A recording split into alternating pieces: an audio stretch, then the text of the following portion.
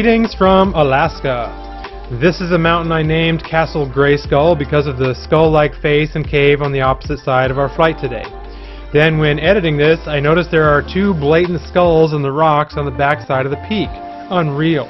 See if you can notice them, they're pretty obvious. And though we all like scenic long-range to epic music, I have to bring some verbally spiritual salt and light, or else my sponsors will not be pleased and could easily pull my support ticket.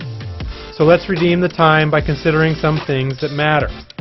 I'm not actually into using the symbol of the skull, for it really seems to go along with the devil's themes of death in a culture that needs to be born again and made alive spiritually. It's one of many symbols that the rebellious heart embraces in its love of being punk. There are many unsavory symbols in our culture today that most people don't give a second thought, and when someone actually brings up the symbolic or historical meaning behind them, most of those people scoff or even get defensive because they want to retain their acceptance of them in their shallow understanding and experience. This is just one small example of the lost soul loving sin more than God. And beyond symbols, there are many themes of death in this crazy secularized culture that seems to think that if a subject is used for entertainment, then any significant meaning behind it becomes benign or even justified for depth of entertainment value. Themes like witchcraft, vampirism, magic, horror, spiritualism apart from the Holy Bible, and many other occult practices have become mainstream today in what we call entertainment. I heard recently that pop culture is the new mythology, and it's true. You can find a smorgasbord of mythological history woven into even the most popular comic book superheroes that have become such icons of progressive filmmaking. And when God is not rightfully placed on the throne of your heart, it's easy for these pop icons to become idols, both in the modern understanding of the word and in the biblical definition, when having no idols above God is the second commandment. Another cultural discrepancy that has become commonplace is that of cussing. Most secular people have embraced the base communication that is historically described as being foul language or having a filthy mouth, because today it is the norm, often even for children and the elderly. When Jehovah God Almighty tells us in His Word, the Holy Bible, that we should not let any unwholesome speech come out of our mouths. Or there is a saying that swearing is the strongest language of a weak mind.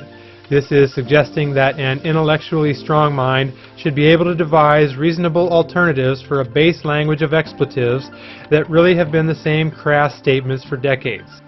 I've been born again for over a decade now, and I take following Yeshua the Messiah deadly serious. There are severe consequences for sin of all kinds, and God commands His children to be unspotted by the world. That is, unstained by the filth of the world that knows not God and has no ultimate bearing for objective right and wrong. I can't even watch a major motion picture these days because of all the sin that is involved with basically every production that's not specifically Christian, and even some of those that are. Sexual perversion is another prominent sin that modern culture is severely desensitized to. When sex outside of marriage is sin, marriage outside of one man and one woman is sin, and even looking with lust or enticing someone to look with lust is sin. And physical intimacy is a private, personal interaction that is not meant to be observed by outside parties. Beyond all of this so-called entertainment being a humongous distraction from seeking God's kingdom and focusing on the things the Lord calls good, it is an unfathomable propaganda machine for sin and the father of sin, the devil, and his fallen angel, demons. We are reaping the unfortunate side effects of many generations in a prosperous nation. The scriptures tell us that he who has suffered in the flesh ceases from sin. Well, this is an opposite scenario that seems to suggest that God's ways are not our ways, and maybe physical or emotional suffering might just be a better alternative than continuing in a proud prosperity that perpetuates sin into depravity. Listen to most Christian testimonies of conversion, and you will usually find a period of personal suffering that God used to humble their proud heart and reach their soul with the gospel.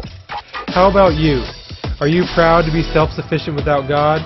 Or can you be humble enough to accept the truth of the gospel of Jesus Christ? That's the question of the day, and your eternal well-being depends on your answer.